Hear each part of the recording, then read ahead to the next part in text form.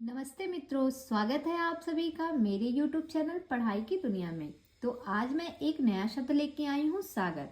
तो आज हम देखेंगे सागर शब्द से किन किन लोगों ने कौन कौन सी रचनाएं की हैं, जो कि परीक्षा में बहुत ही दिक्कत करती हैं। ये सारी रचनाएं कि कौन सी मिलती जुलती जो रचनाएं होती हैं, ये बहुत ही ज़्यादा दिक्कत करती हैं। तो इन्हीं श्रृंखला की शुरुआत मैं एक हफ्ते से शुरू की हूँ। एक नए नए डेली एक नया नया शब्द लाके उन पर जितनी भी रचनाएं मिलती हैं उन पर विस्तार रूप से चर्चा होती है। तो आज आज हम चर्चा करेंगे सागर शब्द पर। मतलब कि सागर नाम से किन किन लोगों ने कौन कौन सी रचनाएं की हैं, इस पर विस्तृत अध्ययन करते हैं। तो आइए सबसे पहले देखते हैं एक नया शब्द। पहली जो रचना है वो है दरिया सागर। दरिया सागर जो रचना है ये लिखा है दरिया साहब ने। दरिया साहब ने दरिया सागर नाम की एक रचना लिखी है। अगली जो रचना है वो है शब्द सागर। शब्द सागर जो रचना है ये रचना जगजीवन दास के द्वारा लिखी गई है। और जगजीवन दास के साथ साथ बूला जी ने भी शब्द सागर की रचना की है। तो शब्द सागर कह सकते हैं दो लोगों की रचना है, एक तो जगजीवन दास की है और दूसरा बूला जी की है। अगली रचना है रत्न सागर। रत्न सागर जो रचना है ये तुलसी साहब की है। किसकी है? तुलसी साहब की रचना है। अगली रचना है भक्ति सागर। तो भक्ति सागर जो है ये है चरण दास की। किसकी है? चरण दास की है भक्ति सागर। आगे बात करें तो आगे एक और रचना है वो है योग संदेह सागर। ये रचना भी चरण दास की है।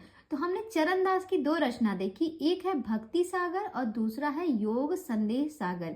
ये दोनों रचनाएं जो है चरण दास की है। आगे अगर देखें तो अगली रचना है मार्फत सागर। मार्फत सागर जो है ये प्राणनाथ की रचना है। और एक रचना है सागर सिंगर। ये रचना भी वो प्राणनाथ की है। तो यहाँ पे कह सकते हैं कि प्राणनाथ की दो रचना है सागर नाम से, एक है मार्फत सागर और दूसरी है सागर सिंगर। आगे बात करें तो अगली रचना है अवध सागर।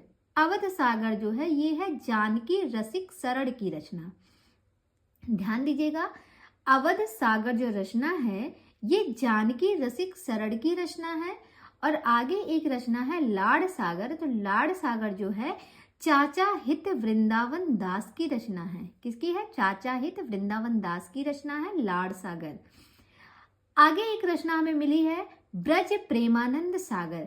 तो ब्रज प्रेमानंद सागर ये जो रचना है ये भी चाचा हित वृंदावन दास के द्वारा लिखी गई रचना है। आगे है स्नेह सागर। तो स्नेह सागर जो है वो किसकी रचना है? वो है प्रेम सखी की रचना। प्रेम सखी की रचना है स्नेह सागर। और लास्ट रचना है मनमौज सागर। तो मनमौज सागर किसका है? उर्दाम जी का है।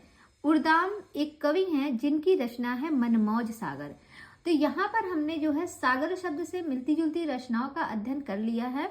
उम्मीद करते हैं आपको ये रचनाएं सभी याद हो गई होंगी।